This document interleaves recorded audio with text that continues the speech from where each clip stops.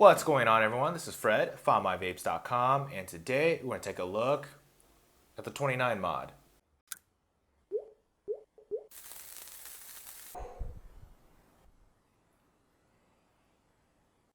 The 29 mod by Bay City Vapor has a full copper construction and features a magnetic switch and a hybrid-styled 510 connection.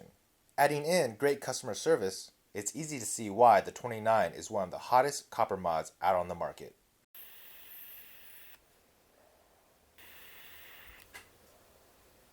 So the 29 was a copper mod that I was really excited for. I was so excited for this that I almost did a pre-order, and I hate pre-orders. But I talked myself out of it, and I ended up buying this at a local vape shop here in San Diego. Now the 29 is a full copper mod and features a magnetic switch. Now the cool thing about it is that it has a hybrid 510 connection. And what that means is that the pin in the atomizer has direct contact with the battery, so it hits really hard. And the size of this mod is really small. I actually thought that the shop gave me the incorrect tube size, but this has to be one of the smallest XXIX mods out there. And this retails for around $180, and that's still a hefty price, but it is cheaper than a lot of other copper mods out there. So with all the features of the copper construction, the hybrid cap, and the magnetic switch, is it worth the $180? Well, let's find out. So it comes in a box like this, and when you open it up, the first thing that you'll see is the instruction manual. If we move that off to the side and lift up the foam, here is your 29 mod. Now it comes in 3 separate pieces. You have your 18650 battery tube, your switch, and your hybrid top cap. And here's with everything put together. So as you can see, you have the hybrid top cap with the magnetic switch. Now I did polish this up about 2 days ago, so this is after 2 days of use. So the first thing that I want to show you is how small this mod actually is. It's crazy small. So for a size comparison, I'll put it up against a 30 milliliter bottle. And as you can see, this is just barely bigger than a 30 milliliter bottle. This is crazy small. When I first opened the package, I really thought that the store I bought it from gave me the wrong size tube. But the 29 has a very clean look to it. There's nothing super flashy about this mod, which is one of the reasons why I really like it.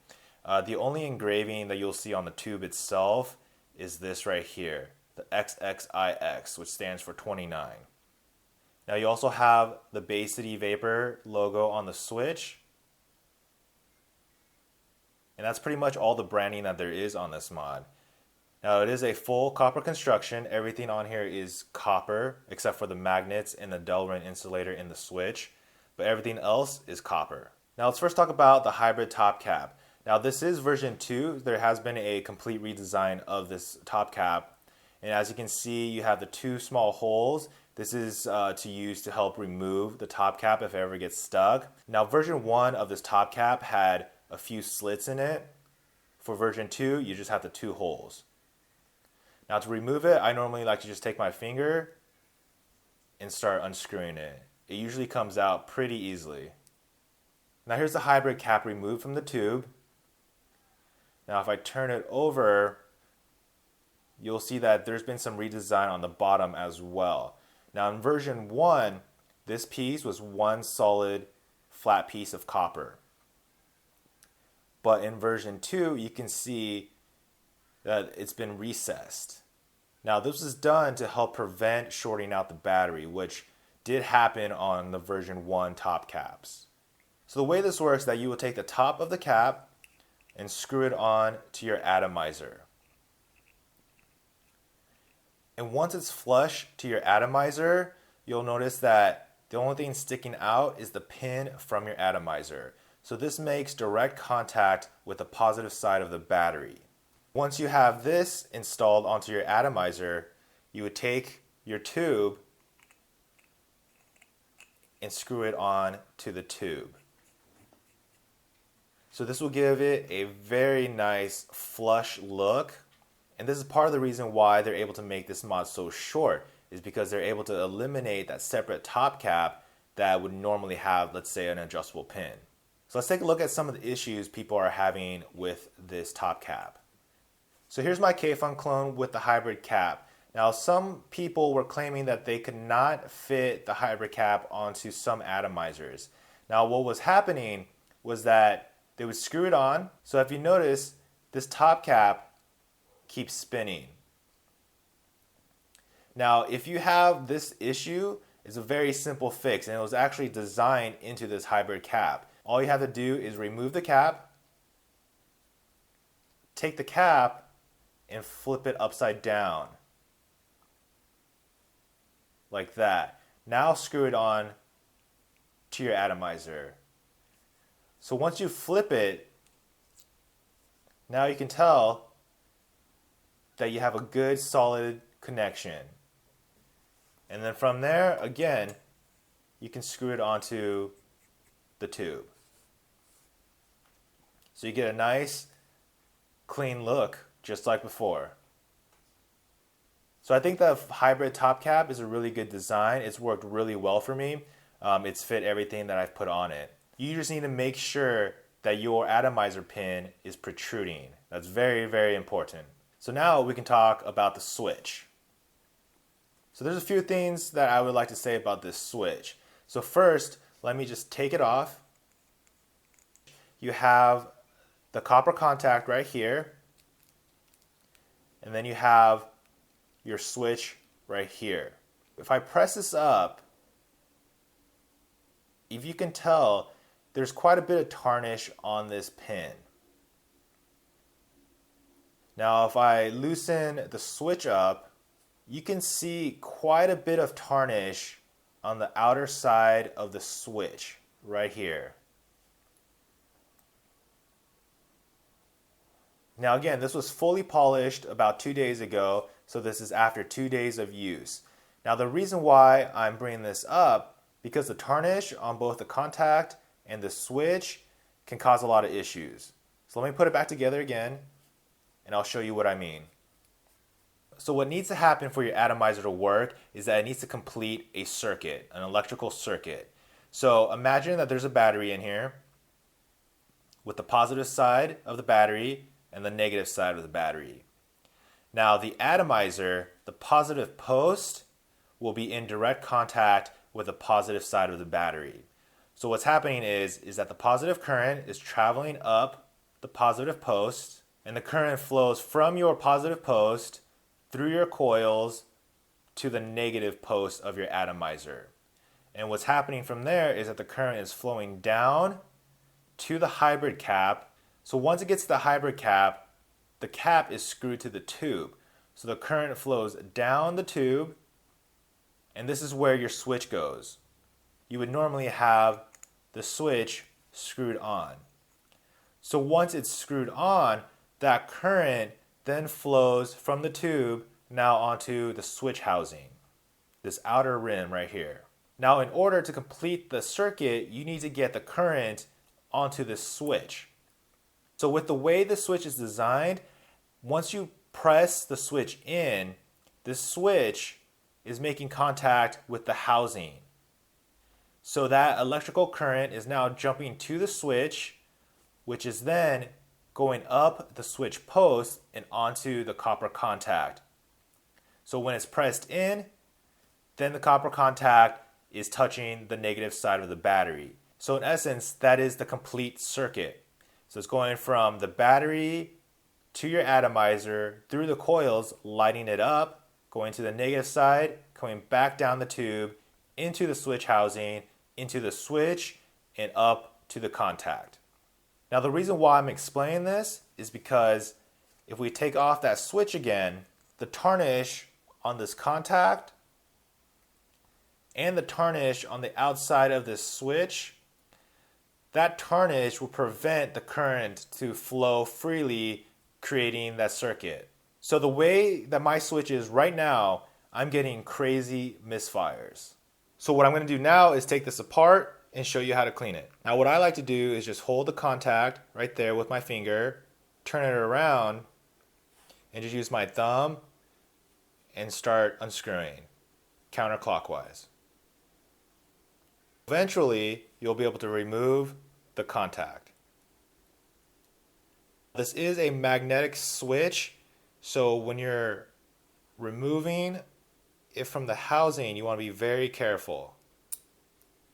You don't want the magnets to snap together. So there we go. Now this Delrin piece, you can screw it entirely off.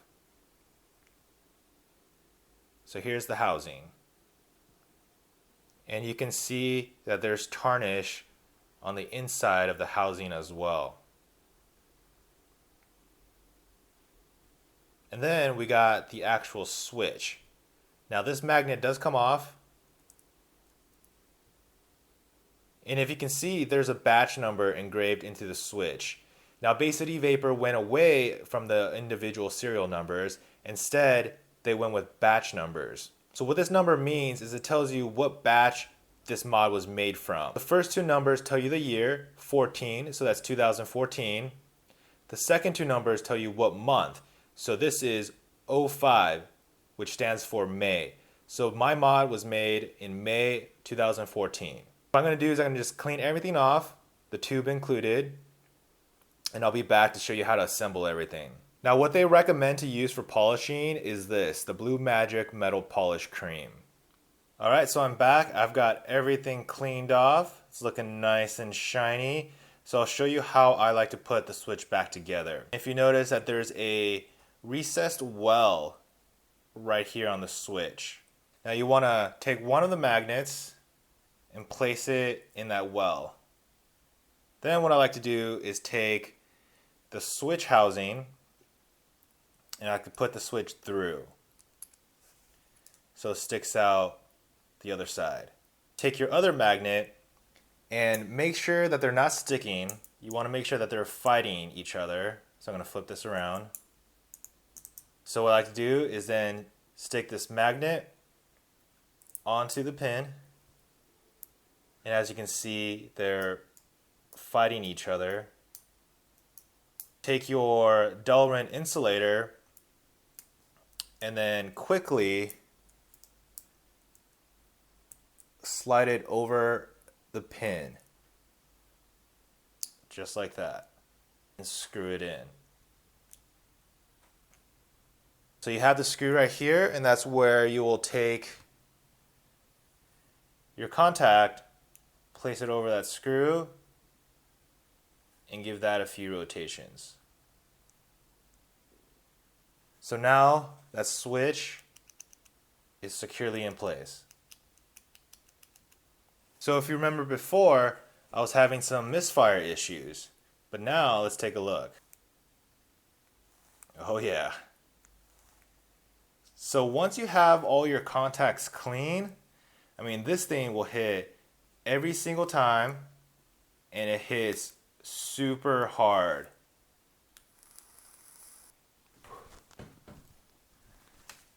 So 29 has a really big following and it's easy to see why.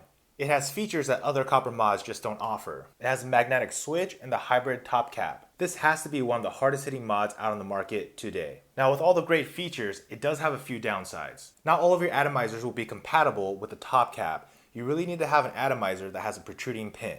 So this will limit you to what atomizers you can use. But to be fair, this issue holds true to all hybrid style top caps. But the positive side is that you get very low voltage drop. Another con is the switch. Having tarnish on the switch can lead to misfiring, so you really have to make an effort to clean it often. After about 2 days of use, there's so much tarnish buildup that I could definitely notice the reduction in performance. And again, to be fair, all copper mods need to be cleaned and maintained on a regular basis. But I do feel that the 29 mod is more sensitive to tarnish than other copper mods that I've used. But when you do have it clean, this thing performs amazing.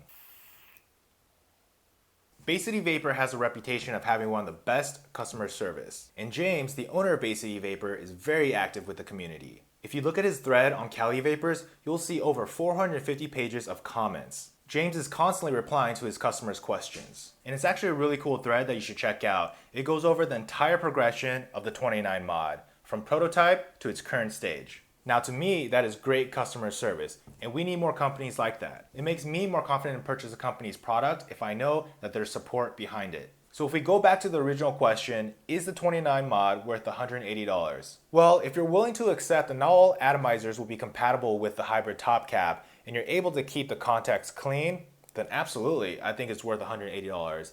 In fact, I think this is one of the best copper mods out on the market today. And Bay City Vapor has a new 26650 mod called the BFM, and I'd really like to get my hands on that. That's all I got for you today. Thanks for watching, and I'll see you on the next one.